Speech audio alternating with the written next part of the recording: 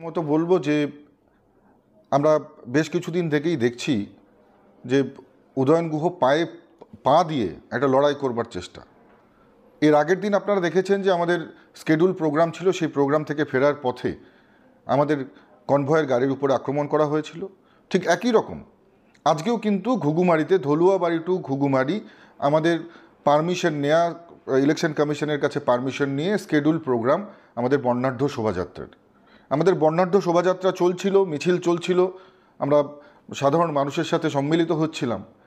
কিন্তু ঠিক সেই সময়ই উদয়ন গুহর কনভয় নিয়ে সেই মিছিলের ভেতরে ঢুকে পড়ে এবং ভেতরে ঢুকে বেশ কিছু আমাদের যারা কার্যকর্তা তাদেরকে সেই গাড়ি চাপা দেওয়ার মতন একেবারে একটা পরিস্থিতি তৈরি হয়। এবং সেই সময় দেখা যায় যে উদয়ন গুহর গাড়ির কনভয়ের পেছন থেকে বেশ কয়েকটি দুষ্কৃতী তারা নেমে আমাদের যারা কর্মী তাদের উপর আক্রমণ করা শুরু করে এবং পুলিশ এসে আমাদের কর্মীর উপরই লাঠিচার্জ করতে থাকে। এই রকম একটা বিশৃঙ্খল পরিস্থিতি আজকের কিন্তু উদয়ন গুহ তার নেতৃত্বে তার গুন্ডা দল সহ কিন্তু আজকে এসে আমাদের শেডিউল প্রোগ্রাম, আমাদের যেখানে নির্ধারিত প্রোগ্রাম, যেটা আমরা পারমিশন নিয়ে ইলেকশন কমিশনের কাছে রীতিমতন পারমিশন নিয়ে আমরা আজকে কার্যক্রম করছিলাম, তার মাঝখানে এসে হামলা করে। আজকে উদয়ন গুহর কোনো কার্যক্রম হতো, সেখানে যদি আমরা হঠাৎ পৌঁছে যেতাম সেক্ষেত্রে তিনি অভিযোগ করতে পারতেন যে তার উপরে আমরা আক্রমণ করবার জন্য গিয়েছি।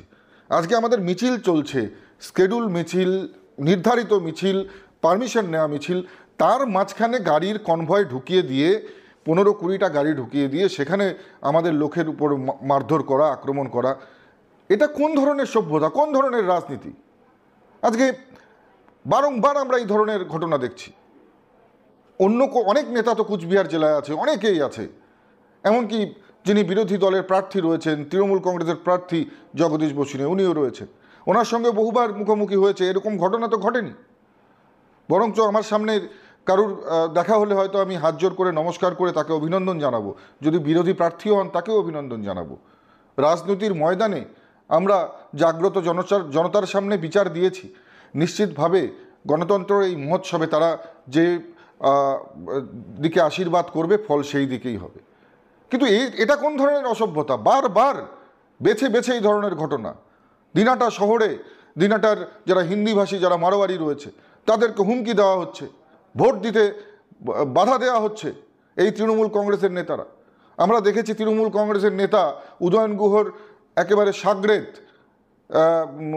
বিশুধর, তিনি চওড়াহাটে ঢুকে সেখানে ব্যবসায়ীদেরকে প্রকাশ্য হুমকি দিচ্ছে। এটা কোন ধরনের রাজনীতি?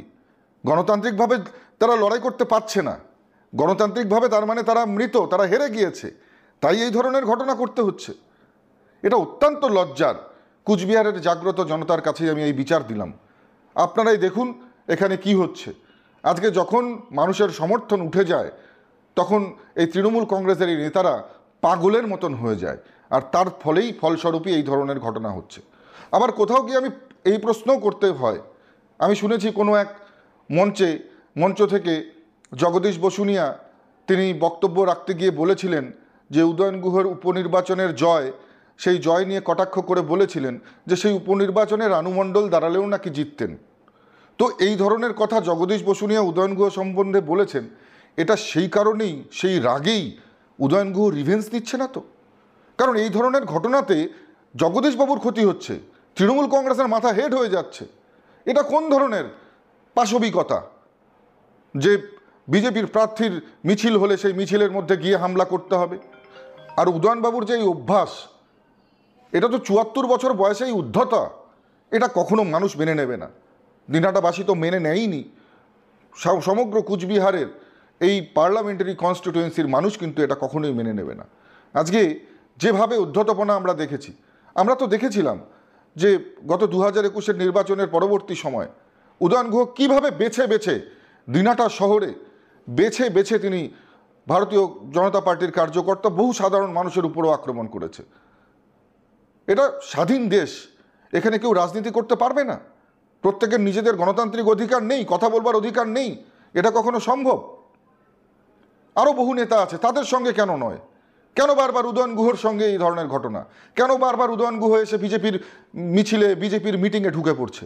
কিসের জন্য? ইন্টেনশনটা কি? আসলে ওনার পায়ে পাড়া দিয়ে ঝগড়া করবার অভ্যাসটা রয়েছে। দিনাটায় ক্লাব নিয়ে একটি সমস্যা হচ্ছিল, সেই সমস্যার মাঝখানে গিয়ে মধ্যস্থতা করতে গিয়ে উনি ক্লাবের ছেলেদের কলার ধরেছিল, ক্লাবের ছেলেরাও দিয়েছিল, যার জন্য হাত ভেঙে গিয়েছিল। আজকে এই ঘটনার থেকেও শিক্ষা নেননি উনি বারবার পায়ে পাড়া দিয়ে ঝগড়া করা, বারবার এই ধরনের উদ্ধতপনা আমরা দেখেছি সেন্ট্রাল বাহিনীর সামনে সেদিন কী ধরনের উদ্ধতপনা উনি করছিলেন। কখনো সেন্ট্রাল বাহিনীর হাত মুচড়ে দিতে চাইছেন। আজকে সত্যি এটা আমি অত্যন্ত দুঃখের। আমি আবেদন করতে চাইব সমস্ত রাজনৈতিক দল যারা রয়েছে তাদের কাছে আবেদন করব, আসুন শান্তিপূর্ণ রাজনীতি আমরা করি, শান্তিপূর্ণ রাজনীতির পরিবেশ আমরা তৈরি করি, যে পরিবেশে প্রত্যেকটি সাধারণ মানুষ গণতান্ত্রিক অধিকার প্রয়োগ করবে, নিজেদের ভোট নিজেরা দেবে এবং মানুষের রায় যা হবে তা আমরা মাথা পেতে নেব। আসুন এই নির্বাচনকে আমরা সুন্দর এবং আমরা নির্বাচনের এই উৎসবকে আমরা মহোৎসবে পরিণতি করি। এই আবেদন আমি সকলের কাছে রাখবো, সমস্ত রাজনৈতিক দলের কাছে রাখবো। নিশ্চিতভাবে সৌজন্যতার রাজনীতি আমাদের প্রত্যেকের মধ্যে থাকা উচিত। আসুন আমরা সবাই মিলে একটা সুস্থ স্বাভাবিক রাজনৈতিক পরিবেশ তৈরি করি। AMG Memorial School is a day English medium co-educational school with day boarding and creche facility. It has a beautiful building, classrooms with natural lights, spacious playground with sandpit, splash pool and dormitories, homely tasty food for day boarders and creche. The school offers all subjects in English.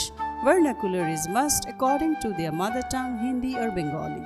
Our motto, where learning begins, aims planting the seed of knowledge. We believe for good leaders of tomorrow, we need good schooling today. Near Jilla Parishad, Kuch Bihar.